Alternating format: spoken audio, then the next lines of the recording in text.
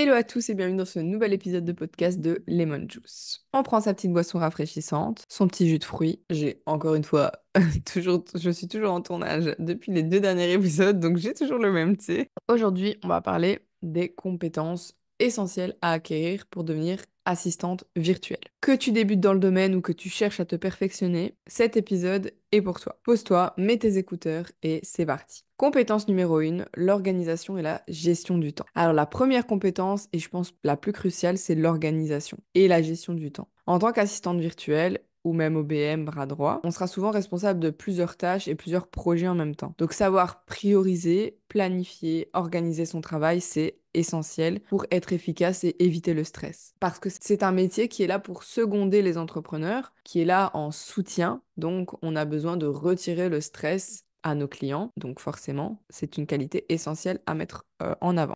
Tu peux utiliser des outils comme Notion, Toggle, Clockify ou Google Calendar pour t'aider justement à être organisé. Compétence numéro 2, la maîtrise des outils numériques. Alors, la maîtrise des outils numériques, elle est aussi indispensable, que ce soit pour la gestion des emails, la création de contenu, la gestion des réseaux sociaux, la gestion de projets.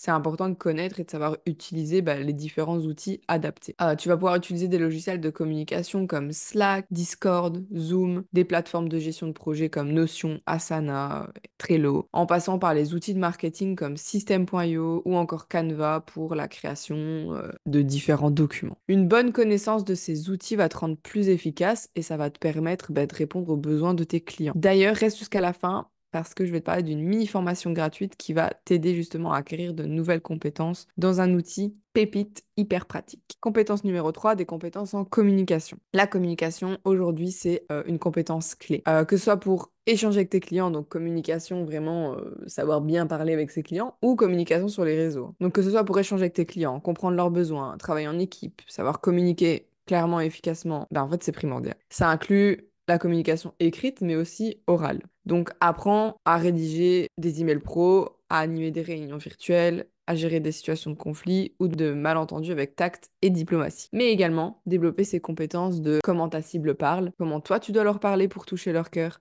pour aider à vendre tes clients, même si c'est pas ton objectif principal, mais le fait de créer du contenu sur les réseaux, c'est quand même très important d'avoir une bonne communication, de savoir comment communiquer pour pouvoir convertir tes prospects et les prospects de tes clients également. Compétence numéro 4, flexibilité et adaptabilité.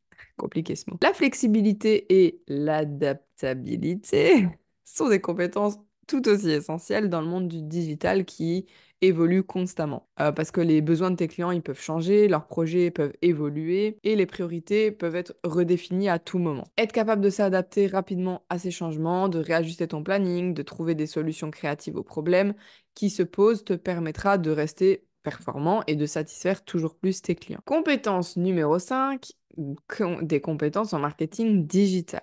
Aujourd'hui, si tu es sur les réseaux, c'est essentiel, primordial, compétence number one à avoir. C'est des compétences en plus qui sont de plus en plus demandées, tant pour toi personnellement, mais pour tes clients également. En tant qu'assistante virtuelle, tu pourrais être amené à gérer aussi des campagnes marketing, créer du contenu pour les réseaux sociaux, analyser des données ou encore optimiser des pages web pour le SEO, le référencement naturel. Même si ce ne sont pas des choses pour lesquelles on va te demander des résultats, c'est des choses sur lesquelles tu peux accompagner tes clients également. Mais même pour toi, personnellement, parce qu'aujourd'hui, tu es peut-être assistante freelance, mais tu n'es pas que ça, tu es entrepreneur aussi, tu dois développer également ta propre activité. Donc avoir une bonne compréhension des bases du marketing digital et savoir utiliser les outils qui y sont associés, ça te donnera un avantage par rapport à tes concurrents et ça te permettra aussi peut-être d'offrir un service plus complet à tes clients. Donc comme je dis juste avant, ça va te différencier de tes concurrents, donc ça va peut-être peser dans la balance en ta faveur. En conclusion, tu as maintenant 5 compétences essentielles à acquérir pour devenir une assistante virtuelle.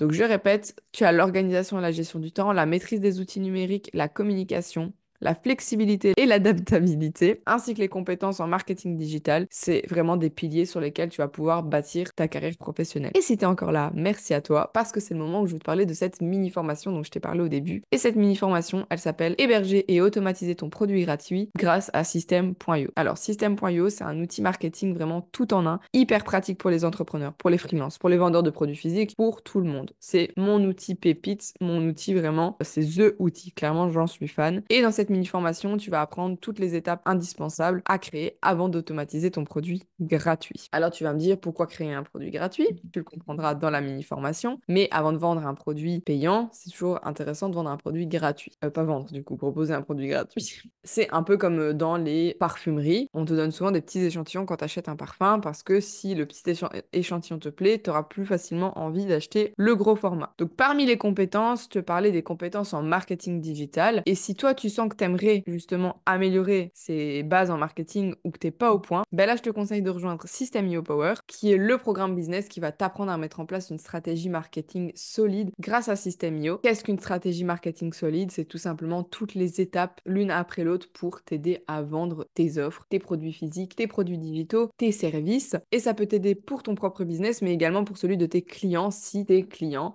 utilisent System.io. Donc c'est vraiment une formation qui allie et la théorie sur le marketing en ligne et la pratique grâce à des tutos sur l'outil System.io. Je te mets le lien en description et si tu télécharges la mini formation, il se peut qu'il y ait un petit code promo pour bénéficier de System.io Power à un prix avantageux. Merci d'avoir écouté cet épisode de podcast. S'il t'a plu, n'hésite pas à liker, à t'abonner et à partager avec d'autres entrepreneurs qui en auraient besoin. Peut-être des copines aussi qui voudraient se lancer dans l'assistanat en ligne pour être assistante virtuelle ou OBM, etc. Et on se dit à très bientôt pour un nouvel épisode.